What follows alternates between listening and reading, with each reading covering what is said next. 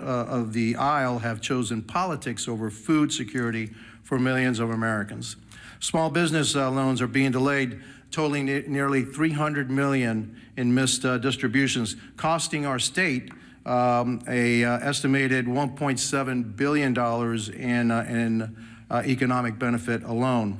Starting Friday, 10% of the American airspace is going to be reduced because of the shutdowns ahead of the busy holiday season. More than 3,500 flights will either be delayed or canceled altogether.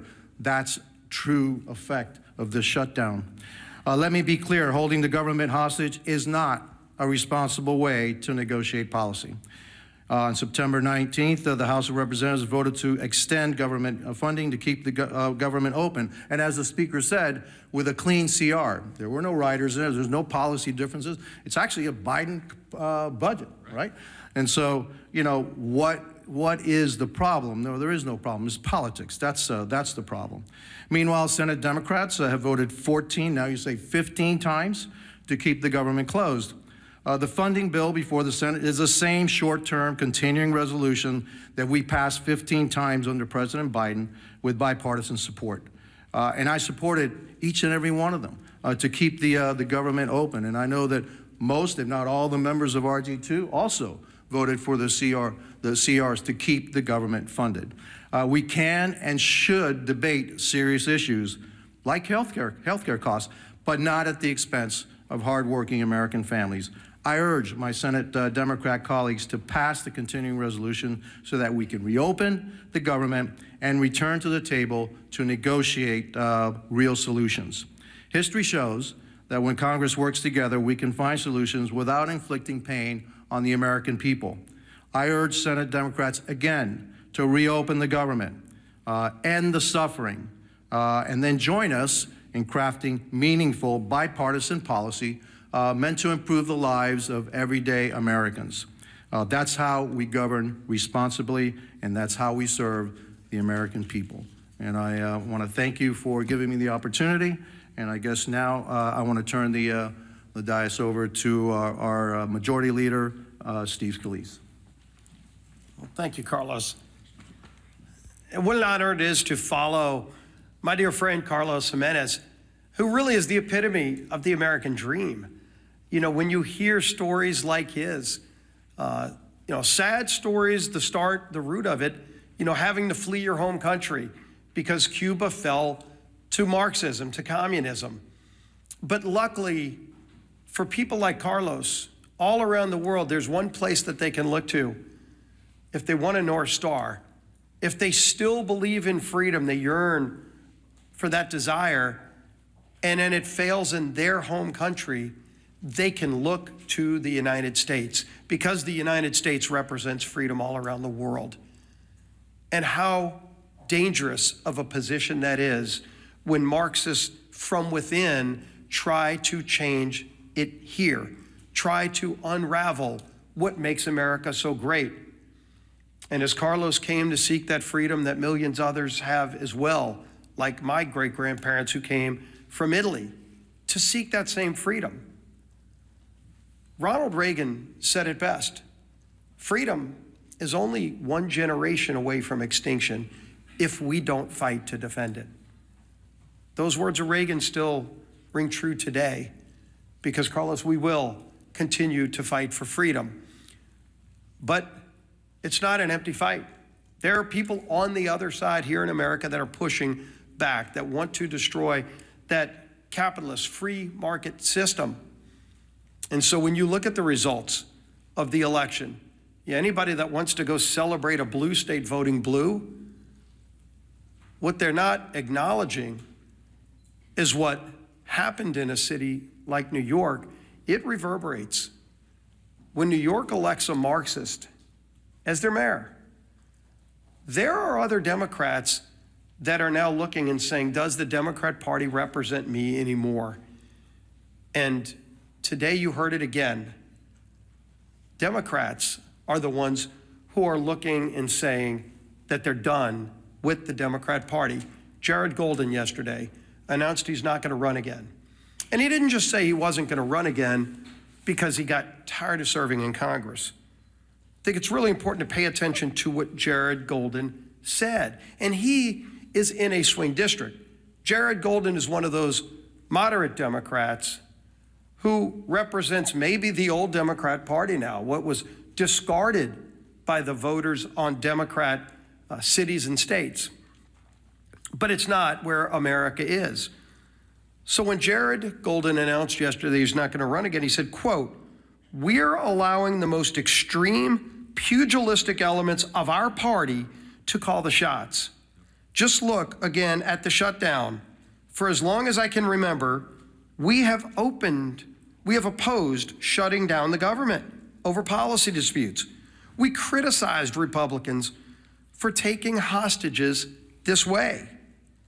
That was Jared Golden explaining why he's done with being a Democrat in Congress. And when the Democrat Party no longer stands for common sense, for members that do on occasion reach across the aisle, they're going to be relegated to a scrap heap of history, because America is not a socialist nation.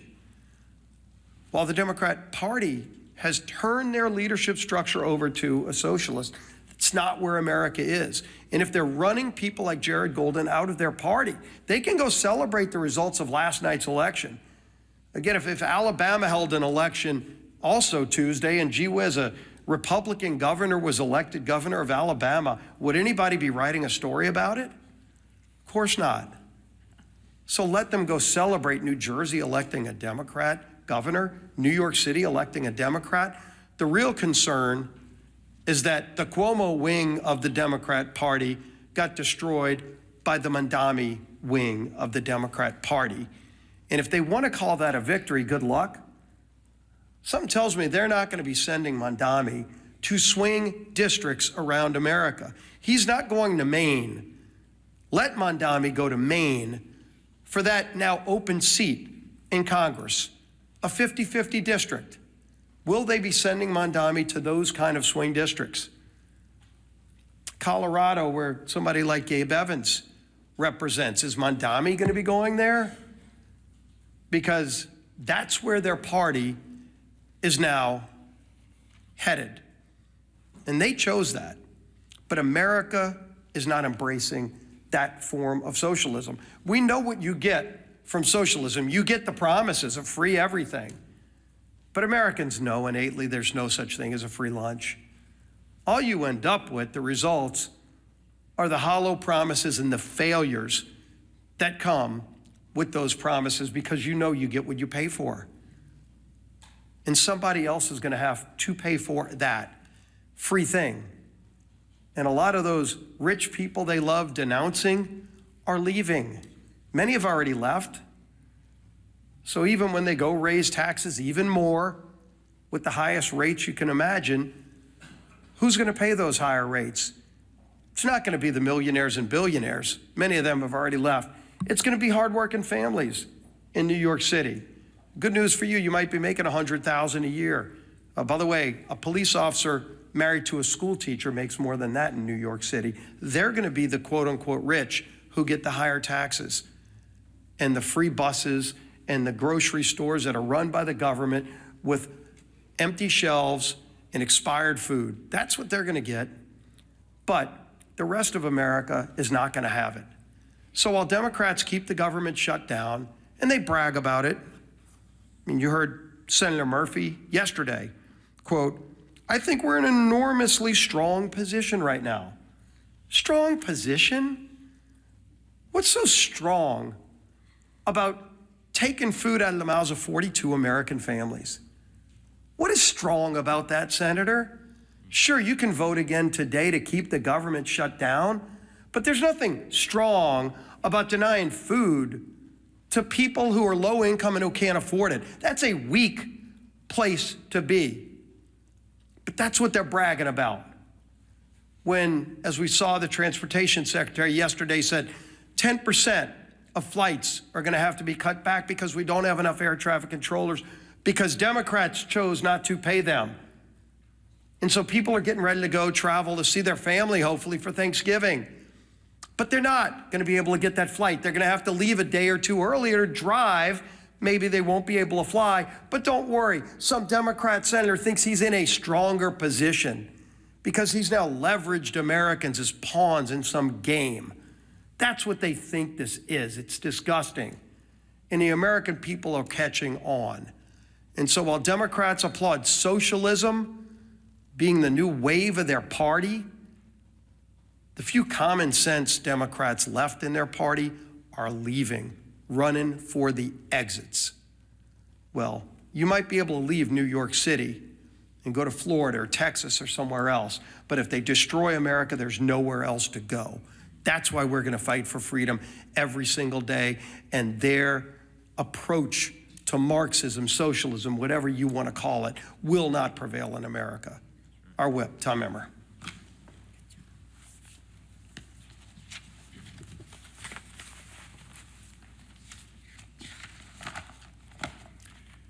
It's day 37 of the Democrat government shutdown, and one thing has become clearer, more clear now than ever.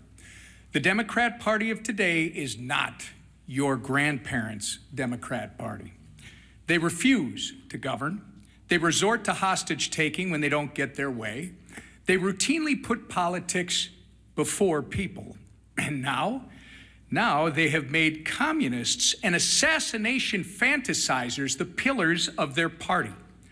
Democrats claim they want to make life more affordable for hardworking Americans, but every time that they've had the majorities in Congress and a Democrat president in the White House, they've done the exact opposite. Take the American Rescue Plan under Joe Biden, for example, which was later deemed by economic experts as the, quote, original sin that led to double-digit inflation. Or look at the Affordable Care Act, which is so unaffordable, they have to pay people to use it. The Democrats have no moral high ground to stand on when it comes to good governance. They don't know what it is. And when they claim that they're fighting for you, do not believe them. Because if this shutdown has taught us anything, it's that the Democrats will willingly inflict pain on the American people if they think it gives them political leverage.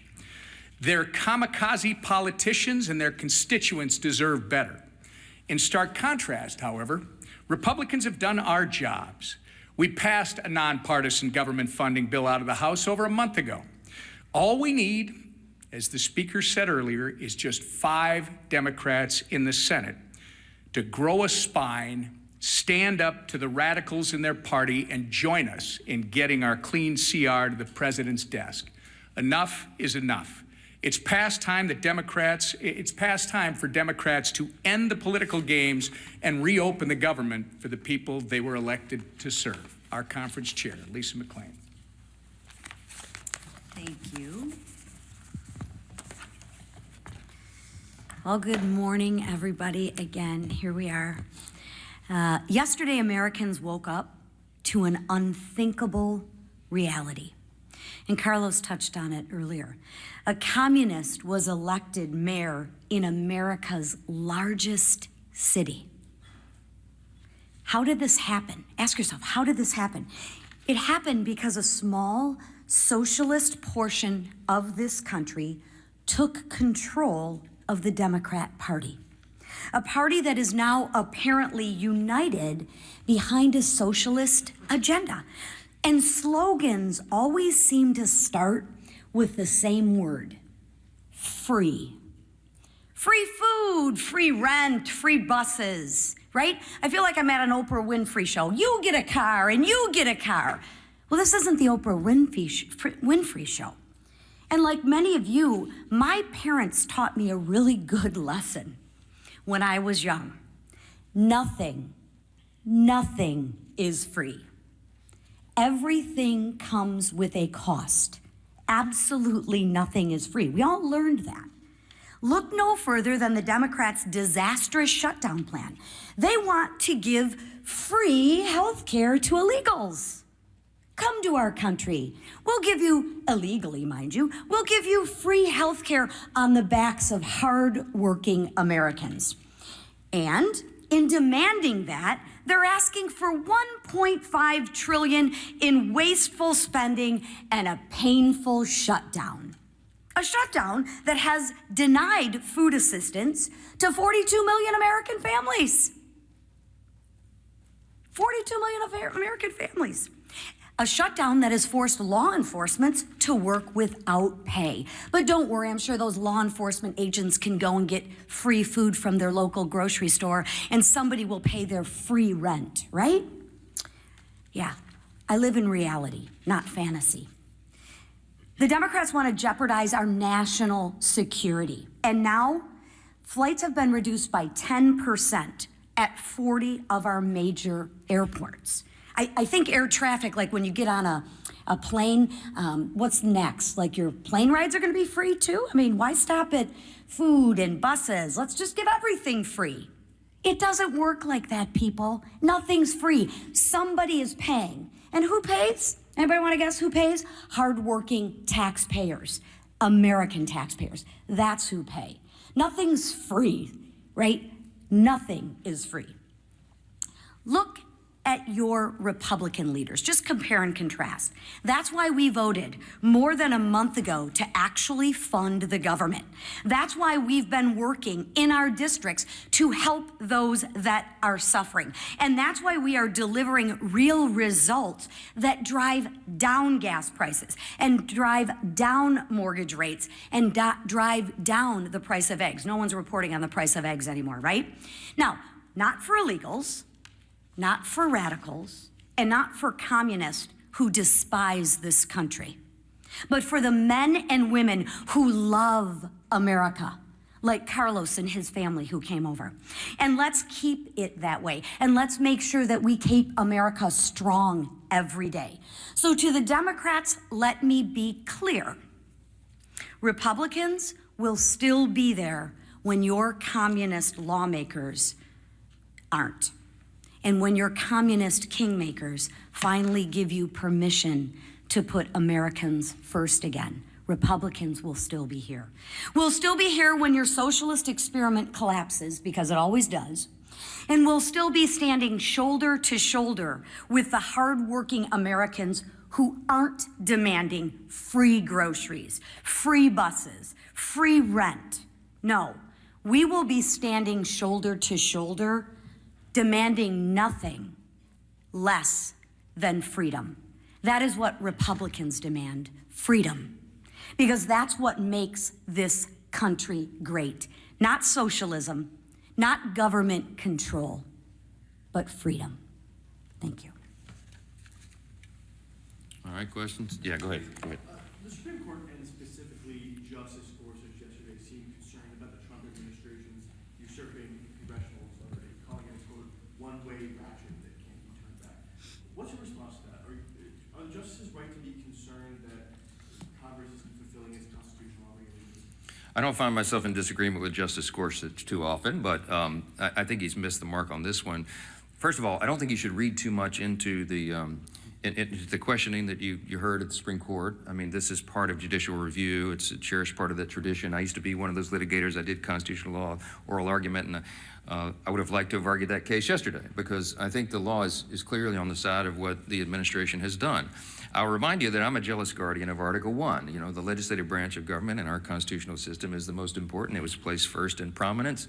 And that's true. And while Congress has a role to play in tariffs and related trade and economic policy, the executive branch does as well. And I think the president has used that well within the bounds of what he's allowed to do, because he's addressing what was truly a crisis for the country. The trade disparity had gone on for decades. It was creating a real imbalance, and it was adversely affecting American people and consumers. Remember that he ran on this idea. He talked about tariffs on the campaign trail, and he got a popular and electoral college mandate in the election.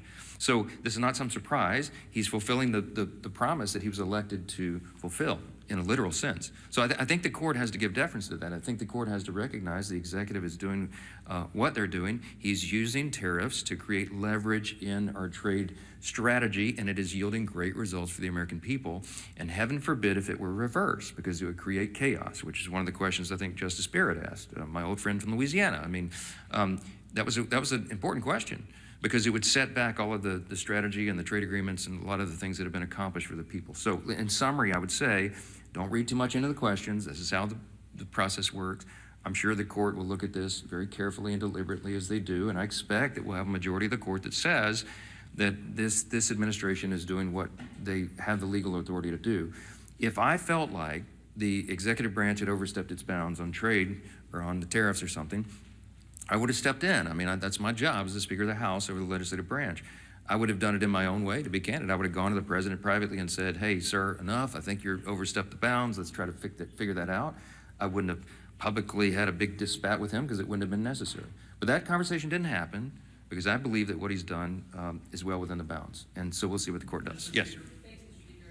Leader Thune has said on a number of occasions that in exchange for reopening the government, he will promise Democrats a vote on ACA subsidies by a date certain. Will you do the same in the House? He promised it a long time ago, and he was rebuffed. I mean, that's not what this is about. I mean, they've demonstrated over and over and over. Somebody said this is the Seinfeld shutdown. It's about nothing. If you brought in 100 Senate and House Democrats right now and said, what is it about? They wouldn't even give you the same answer. They don't even know. They filed a counter proposal that's $1.5 trillion in new spending with all the crazy abuses that I listed earlier today. That's still sitting out there. That's the counter proposal.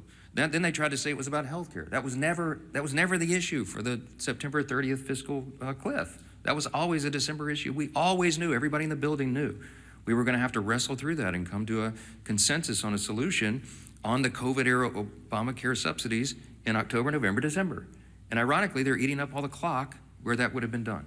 It's not about any of this. It's about politics, as we explained earlier. They are more afraid of the radical activists who are running the Democratic Party right now than they are of starving families, having families go hungry and having federal workers go without paychecks. That's just a simple fact. So yes, Leader Thune has been over backwards.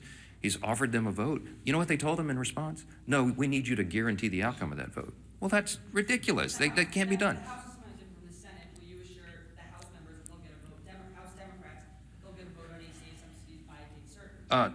No, because we did our job, and I'm not part of the negotiation. The House did its job on September 19th. I'm not promising anybody anything. I'm going to let this process play out. I tell you what they wanted.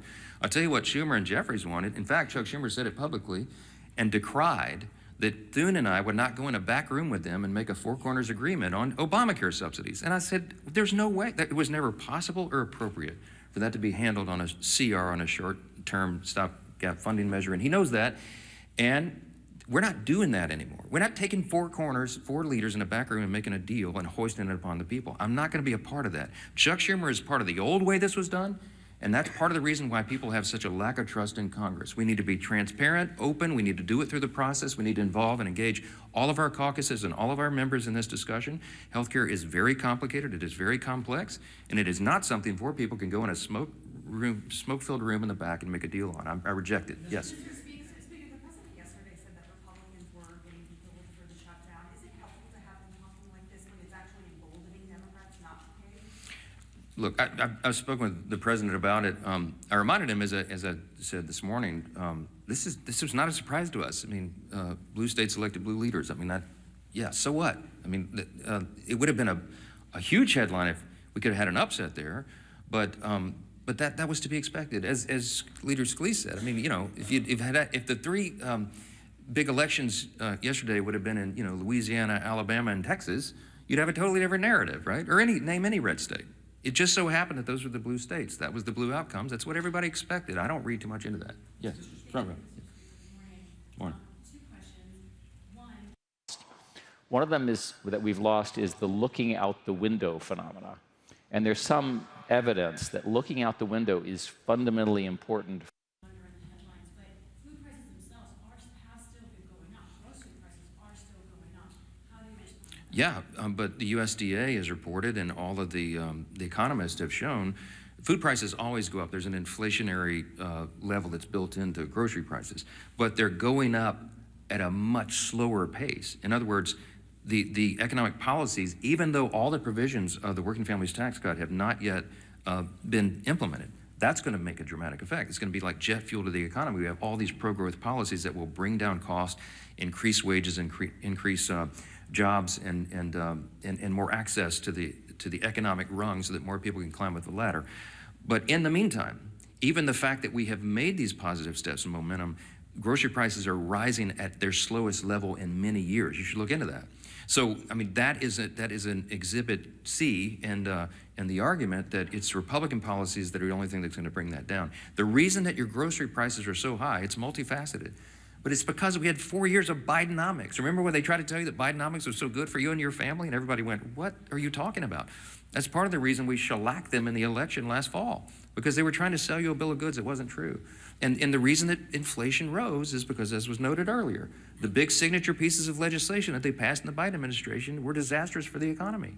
And it made inflation rise rapidly. Why? Because when you pour more dollars into the economy, that is the effect. It's just as sure as gravity, it's basic economics. And the Marxists and the socialists who are taking over the Democratic Party turn a blind eye to the reality of basic economics. And you're going to see the effects of that as well. Yes?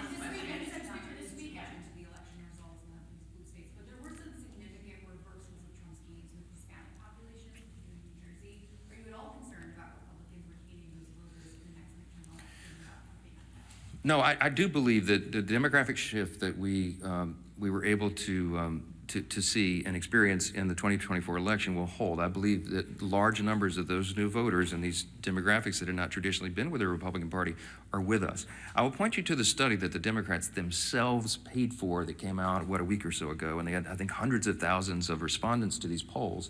And the Democrats determined in their own analysis that they are regarded as weak, woke, and out of touch with the people, okay? That's why they lost last November, and that's why they're gonna lose this coming November, okay? As Carlos Jimenez said, as a Cuban who came here, his family immigrated here, he came here when he was 7.